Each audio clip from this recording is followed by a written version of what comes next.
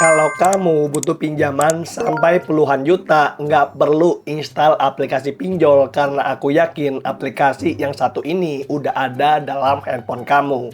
Namanya adalah Gojek. Dan di dalam Gojek itu menawarkan dua produk pinjaman, GoPay Pinjam dan GoPay Later. Bedanya apa, Bang? Nah, kalau GoPay Pinjam itu untuk kamu yang butuh uang tunai. Dan bunga pinjamannya dibandingkan aplikasi pinjol legal OJK yang lain jauh berbeda. Kalau misalkan pinjol OJK lain bunganya rata-rata 9%, di GoPay Pinjam kamu bisa dapatkan bunga yang sangat rendah, 1,13%. Jadi kita bisa lihat jauh banget bedanya, 9% ke 1,13%. Jadi kalau kamu butuh pinjaman, langsung aktifkan GoPay Pinjam di aplikasi Gojek kamu. Dan untuk aktivasinya itu gratis dan mudah. Lalu tidak ada biaya tersembunyi dan kamu bisa dapatkan pinjaman sampai 25 juta. Nah, tentu ini sangat cukup untuk pinjol darurat yang kasih bunga rendah. Lalu produk yang kedua adalah GoPay Later, di mana kamu bisa dapatkan limit pinjol sampai 30 juta dan pilih tempo 1, 3, 6, atau 12 kali. Lalu untuk biayanya juga sangat murah ya, 2% per transaksi, bebas biaya bulanan. Nah, untuk pemakaiannya juga sangat fleksibel, bisa di Tokopedia, Gojek, GoPay, dan juga rekan toko online. Dan untuk bayar tagihannya juga gampang banget. Nah, itu adalah beberapa fitur dari pinjaman di aplikasi Gojek, GoPay Later, dan GoPay Pinjam. Lalu, apa sih resiko ketika ambil pinjaman di GoPay? Yuk kita bahas. Nah, kita akan angkat studi kasus dari Kak Dedi yang diupload di media konsumen tanggal 15 November 2025 tentang GoPay Later melaporkan nasabah taat bayar sebagai call 2 di Slik OJK dengan tunggakan 0 hari. Jadi Kak Dedi ini adalah nasabah aktif di GoPay Later sejak tahun 2022 sampai dengan sekarang. Nggak pernah terlambat bayar, seluruh tagihan saya selalu bayar tepat waktu, bahkan seringkali sebelum tanggal jatuh tempo.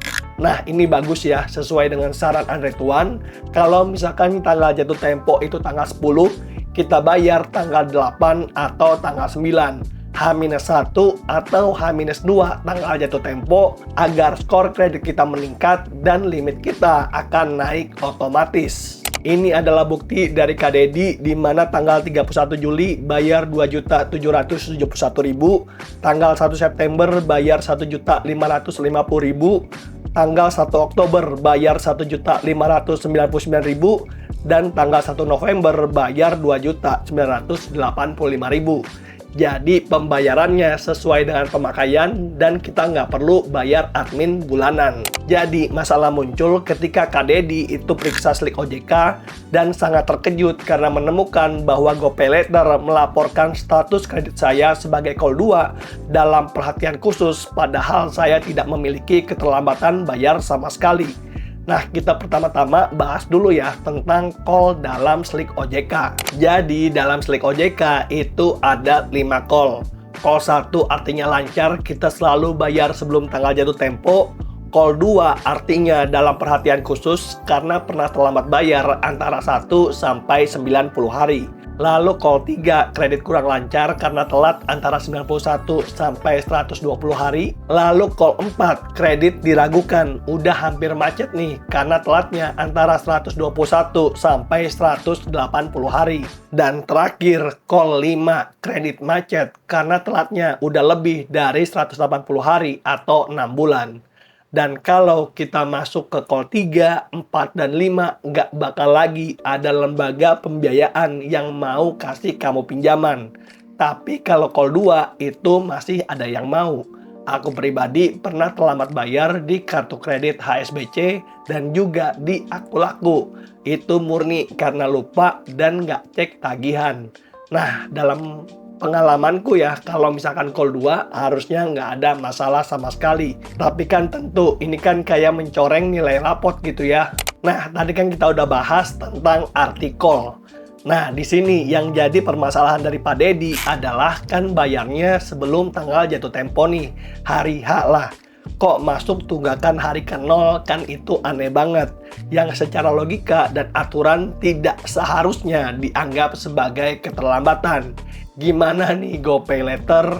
Ini buktinya ya, kualitas 2 dalam perhatian khusus dari plafon awal 3.240.000, sekarang ada plafon berjalan 1.791.000. Jadi pelaporan call 2 dengan tunggakan 0 hari jelas tidak sesuai dengan ketentuan OJK. Karena ketentuan OJK bilang kalau yang namanya call 2 itu telat 1 sampai 90 hari.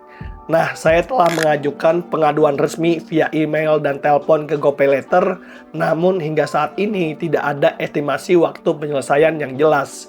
Pihak GoPay menyampaikan bahwa laporan pengaduan dapat dilacak melalui menu laporan saya di aplikasi, tapi tidak ada laporan yang muncul sama sekali. Bahkan setelah saya meminta laporan tersebut ditampilkan, pihak GoPay hanya menjawab agar menunggu pembaruan via email tanpa batas waktu dan tanpa penanganan yang nyata.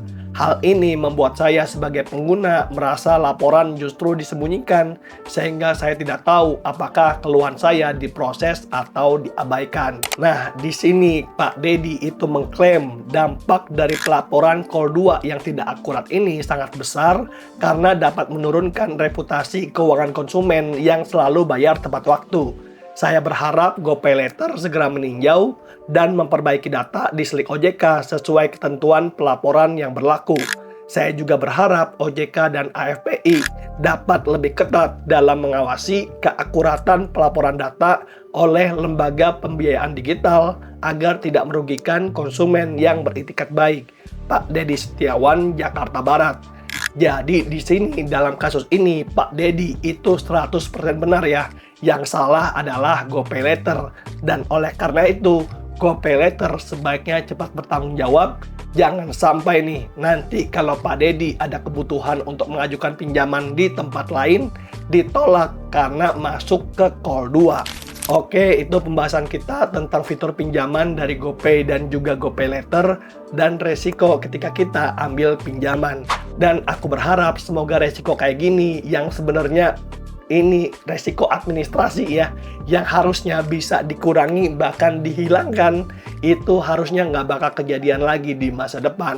Nah, GoPay Later dan GoPay Pinjam seharusnya bisa memberikan servis yang lebih baik sehingga nantinya akan jadi pilihan pinjaman online terbaik dan terpercaya di tahun 2025 dan di tahun 2026. Oke, itu aja pembahasan kita. Semoga bermanfaat dan sampai jumpa di video yang berikutnya. Bye.